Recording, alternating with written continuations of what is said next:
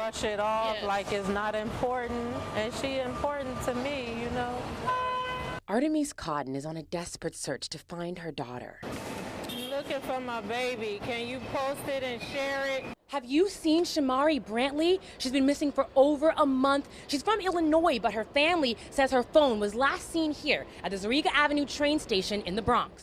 I just got a crew of people together with me, and we went and came to New York. There are many unanswered questions about why and how Shamari ended up over 800 miles from their hometown of Wheaton, a suburb outside Chicago. We know no one else here.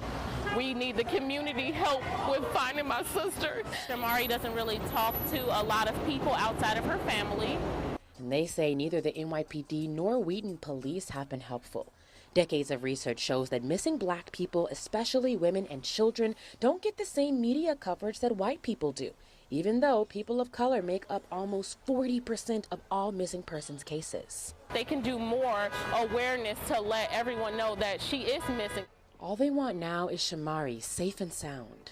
We worry because she's not taking her medication. If anyone approaches her and sees that she's a little, standoff or skittish, it's because of her mental disorder. Please do not be scared. Call us immediately.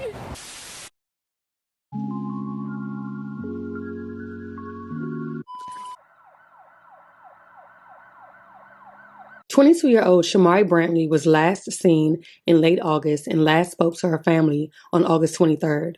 According to her family, she struggles with her mental health and has disappeared before, but never for this long. Her mental health diagnosis includes schizophrenia, multiple personalities, and bipolar disorder, and often relies on music to soothe her whenever she hears voices.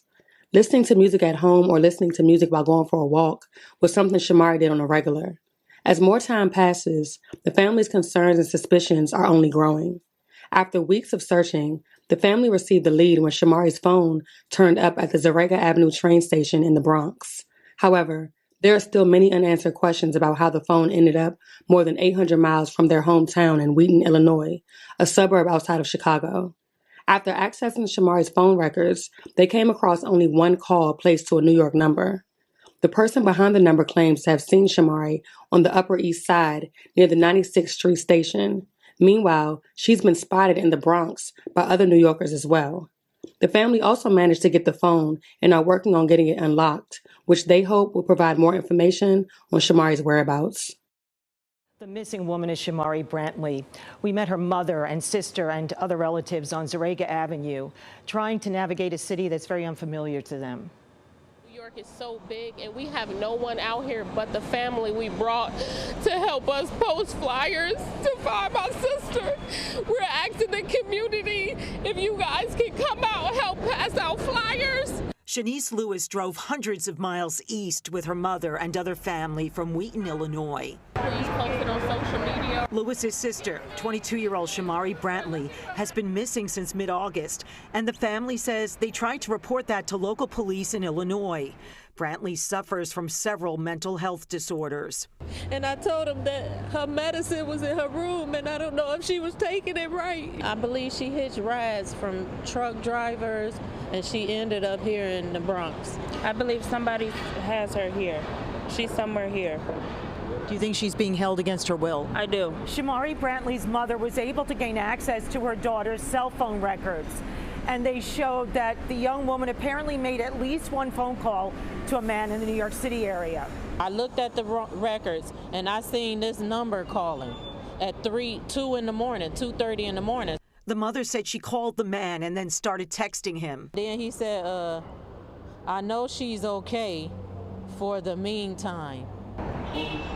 But the family became alarmed when a strange woman later answered Shamari Brantley's phone and said she found it at the Zarega Avenue subway station in the Bronx.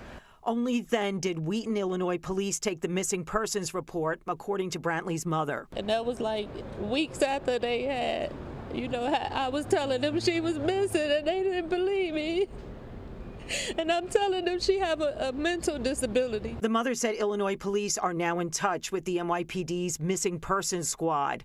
But the family is doing its own investigating, returning to a Bronx address on Carpenter Avenue, where Brantley's mother had met the man who allegedly had cell phone contact with her daughter. When we called the phone number, Brantley's family members could be heard pounding on his apartment door. We would like to find her while we're here. So if you know anything or anybody's seen anything, please call the number. Shamari, I love you and I want you to come home. I miss you. If you need me, I'm here. I'm not leaving New York without you. Just recently, the National Missing and Unidentified Persons System, known as NAMUS, identified a large black, white color rose tattoo on Shamari's right forearm. The flower of the rose is on the inner part of the forearm near the elbow, and the stem extends down toward her wrist. They are hoping this new information will aid in the search for Shamari. After hearing about their long drive and limited resources, an organization representative arranged for an Airbnb so the family could extend the stay to search for Shamari. A GoFundMe has been created by Shamari's family to assist with travel and search expenses. The NYPD was not able to provide much information, but is working with the Wheaton Police Department on the investigation. The case remains ongoing.